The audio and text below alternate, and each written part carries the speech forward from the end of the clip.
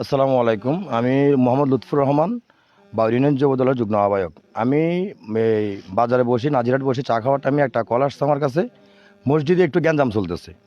দ্রুত আসলাম, একটা ছেলেকে দেখলাম, সে নাকে মুখে রক্ত আছে, সে মসজিদের গেটে দাঁড়ায় আছে। আমি সর্বপ্রথম আমার গাড়ি দিয়ে আমি তাকে হাসপাতালে ট্রিটমেন্টের জন্য পাঠাই এবং মসজিদের মুসল্লিদেরকে নামাজে ঢুকায় নামাজ পড়ানোটা শুরু করে দিই।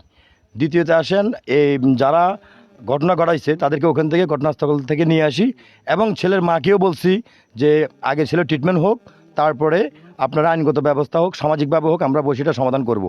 কিন্তু এখানে পরক্ষণে আমি যেটা পান্না হুজুর নামে ওই মসজিদের যে মুয়াজ্জিম ছিল তার সাথে কিছু কথা বলি। সে বলছে যে ওখানে মসজিদের ঘাটলাই ঘটনাটা ঘটছে, মসজিদের ঘাটলাই ওখানে এই যে ছেলেগুলোর নাম আসছে ওদের সাথে বাড়াবাড়ি হয়েছে। বাড়াবাড়ি এক পর্যায়ে ধাক্কার একসাথে এই মসজিদের যে ঘাটলার যে দেওয়াল আছে দেওয়ালের সাথে বাড়ি খেয়ে ঠোঁট ফাটছে। কিন্তু এই পান্না হুজুরে আসি তাৎক্ষণিকভাবে লাইট দিয়ে আরেকটা ছেলেকে মারছে। এটা পান্না হুজুরে ওনার সামনে আমার সামনে স্বীকার করছে, উকিলের সামনে স্বীকার করছে। দ্বিতীয় কথা হচ্ছে, মসজিদ থেকে আনি যে কথাটা বলছে সম্পূর্ণ ভুয়া এবং মিথ্যা ভিত্তিহীন। উনিও পাশে ছিল, মসজিদে কেউ ঢুকে নাই, মসজিদ থেকে আনেও নাই। এটা এক ধরনের প্রপাগান্ডা ছড়াইছে, আর কি, এছাড়া কিছুই না। এখানে আপনি তো পরে আসছেন, আপনি তো মসজিদ থেকে আনছে কিনা আপনি বলেন? না না, আপনি তো মসজিদ থেকে বের করছে, আপনি তো পরে আসছেন। আপনি তো আগে আসছেন না? না, আমি তো আপনাকে হ্যাঁ, মসজিদ থেকে কেউ বাইর করে নাই, আপনি ঘটনার পরে আসছেন। আমি ওই পান্না হুজুরে বলছে মসজিদে ঢুকে নাই, মসজিদ থেকে আসে নাই, মসজিদ থেকে আনেও নাই। বাহিরে ঘাটলাই ছোট ছোট বাচ্চারা একটা ওদের ভিতরে ফেঁচাফেঁচির কারণে ওদের হাতাহাতি হয়েছে, ধাক্কা খাইয়ে এক পর্যায়ে বাড়ি খেয়ে ঠোঁটটা পাঠাইছে। কিন্তু এখানে লোহার রড যেটা বলছে এগুলো কিছুই ছিল না পান্না হুজুরে, এগুলো কিছুই আমাকে দেখাতে পারে না উপস্থিত। তো এখন এরপরে আমি ছেলের মাকেও বলছি একটা সার্টিফিকেট নেন, প্রয়োজনে পরক্ষণে তদন্ত করে যেটা আইনগতভাবে ব্যবস্থা নেওয়া হবে সেটা নিবে। এবং এই ঘটনায় কেন্দ্র করি জামাত শিবিরেরা আমাদের এই সন্দ্বীপ উপজেলাতে বাউরি ইউনিয়নের যে ঘটনাটা বলছে যে বিএনপি সন্ত্রাসীরা মিলে হামলা করছে, এটা সম্পূর্ণ মিথ্যা ভিত্তিহীন। আমি এটা তীব্র নিন্দা ও প্রতিবাদ জানাচ্ছি। আসসালামু আলাইকুম। ধন্যবাদ সবাইকে। আমরা অ্যাডভোকেট হাসান এবং যুবদলের একজন নেতৃবৃন্দের সাথে আলাপ করে তাদের লাইভ এতক্ষণ শুনলাম। আমরা যুবদল যুগ্ম আহ্বায়ক, আমরা যতটুকু জানতে পারছি এই পর্যন্ত আমরা সবার কাছ থেকে মতামত নিয়ে যতটুকু জানতে পারছি, কে বা কাহারা অন্ধকার ঘটনাটা করছে এরা এখনো সবাই কারো নাম বলতে পারতেছে না। শুধু একজনের নাম বলতেছে, ডাক্তার জামালের নামটা বলতেছে। আর যে ছেলেকে অ্যাক্সিডেন্ট করা হয়েছে ও এখনও অসুস্থ আছে, সে সুস্থ হোক, আমরা তার সুস্থতা কামনা করি। জামালের নামটা বলতেছে, জামালটা বিএনপির কিছু না, যুবদলেরও আমি দেখি নাই, যুবদলের আর কোনো জামালের কোনো নাম নাই। তো ওনারাও বলতেছে, অর্থাৎ জামাত শিবিরের লোকেরাও বলতেছে যে এখানে দলীয় কোনো পরিচয় না, কিছু সন্ত্রাসী গোষ্ঠী আসি এখানে গ্যাঞ্জাম করছে, মারপিট করছে। জামাল কি বিএনপির কোনো লোক কিনা, এ ব্যাপারে শামীমকে আমি বলবো কিছু বলার জন্য। আসসালামু আলাইকুম। আসলে ঘটনার সত্যতা কতটুকু আমি কিছু জানতাম না। আমি যখন বাড়িতে গেছি, আমার এই মসজিদের একজন মুসল্লি কল করছিল একটু তাড়াতাড়ি আসার জন্য। তো আমি গাড়ি নিয়ে তাড়াতাড়ি মসজিদে এখানে আসি, দেখলাম অনেক মানুষের ভিড়। তো কি ঘটনা জানতে চাইলাম, বলছে এই বাড়ির কার ছেলে,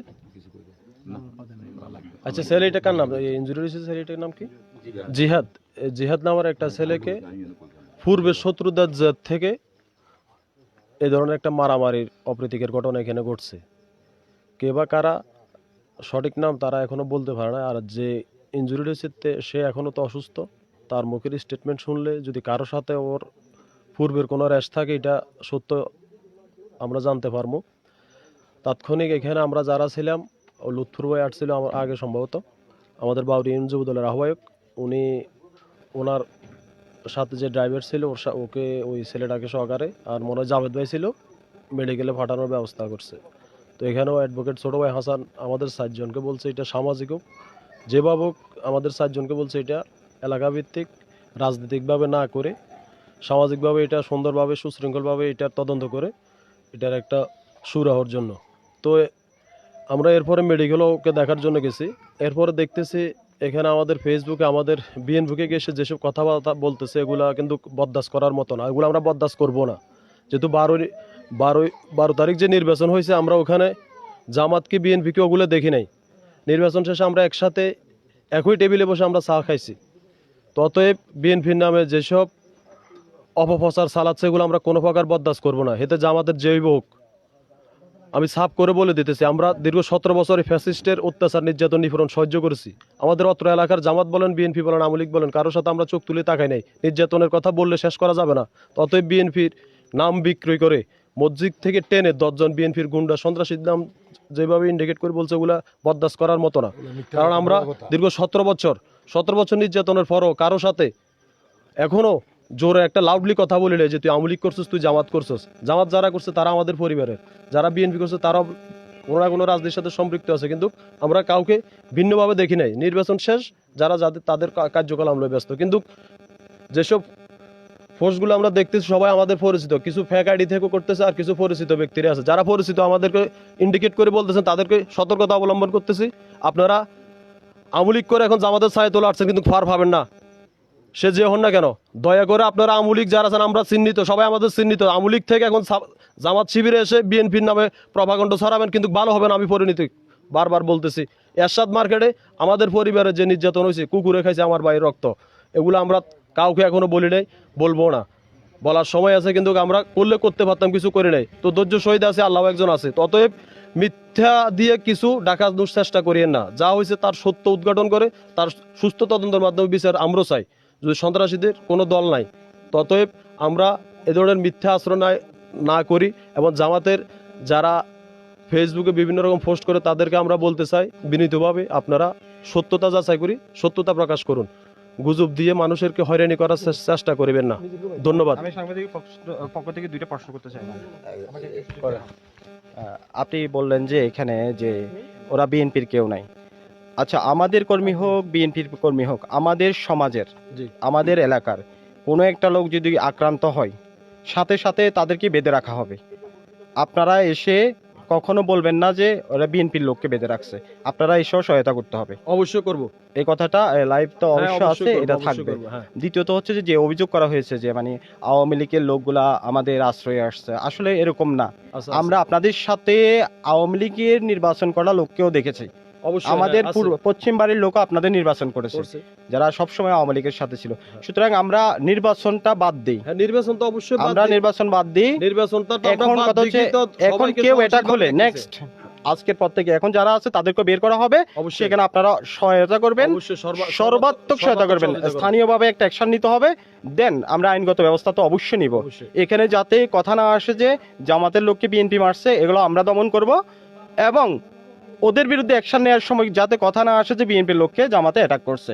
আপনারা হেল্প করতে হবে আমাদেরকে, আমি বলি। এটাই কথা দেন। আমি বলি, যারা সন্ত্রাসী কার্যক্রম লিপ্ত থাকবে তাদের কোনো দল নাই, সেটা বিএনপির হাইকমান্ডেরও কথা, এবং প্রত্যেক দলের যারা সন্ত্রাসীর কোনো দল নাই, এটা আমরা সবাই বিশ্বাস করি। অতএব যারা দলের ট্যাগ লাগিয়ে, দলের সাইনবোর্ড লাগিয়ে বিভিন্ন অপকর্ম করবে, দলও তাকে কখনো গ্রহণযোগ্যতা দেয় না, দিবেও না। অতএব আমরা জানি কে কিভাবে কি করে না করে, ঠিক আছে। এরপর আমরা যেহেতু করি না, আমরা এগুলো বরদাস্ত করবো না, কাউকে করার সুযোগও দেবো না। ধন্যবাদ। আমি শেষ কথা বলে দিচ্ছি, আপনারা কেউ আশা করি এরপরে কথা বলবেন না বা প্রয়োজন হবে না। অর্থাৎ আমি এই লাইভের মধ্যে বলছি, আমি ব্যবস্থা নিচ্ছি যে বিএনপিকে আমরা দোষারোপ করব না। এখান থেকে আমরা যে সন্ত্রাসীগুলা আক্রমণ করেছে, আমরা সন্ত্রাসীর বিরুদ্ধে অ্যাকশন নিব, অনলাইনেও দিব, এবং আমরা আপনাদের হেল্প চাইবো। আপনারা সর্বাত্মক আমাদেরকে হেল্প করবেন। কথা এতটুকু করলে আপনার দায়িত্বশীলরা কি রাজি আছেন? আপনারা আমাদেরকে হেল্প করবেন। আমি নিজে পৌঁছেছি, ওদের কোনো রাজনৈতিক পরিচয় চাই না। দলে সন্ত্রাস। তবে কোনো রায় এখন যেভাবে আপনাদের পক্ষ থেকে স্ট্যাটাস দেওয়া হয়েছে দলকে নিয়ে, এই স্ট্যাটাসটা আপনারা অবশ্যই কাটিবেন।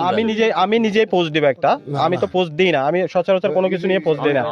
এটাই শেষ কথা। আপনারা আমাদেরকে হেল্প করবেন, আমি এক লক্ষ এই সন্ত্রাসীদের কোনো পরিচয় দিবেন না আপনারা। শেষ কথা। ধন্যবাদ ছোট ভাই অ্যাডভোকেট হাসানকে। আমি বলি, যেহেতু অ্যাডভোকেট হাসান আমাদের অত্যন্ত একনিষ্ঠ ছোট ভাই, তো এখানে জামাতের অনেক আমার ভাই বন্ধু আছে, নাই যে তা না। তো আমি আপনাদের কাছে বিনীতভাবে অনুরোধ করতে চাই যারা বিএনপিকে ঘেঁষে যে ধরনের পোস্টগুলো করছে কাইন্ডলি ওই পোস্টগুলো রিমুভ করে দেওয়ার জন্য বলেন, কথা বুঝছেন?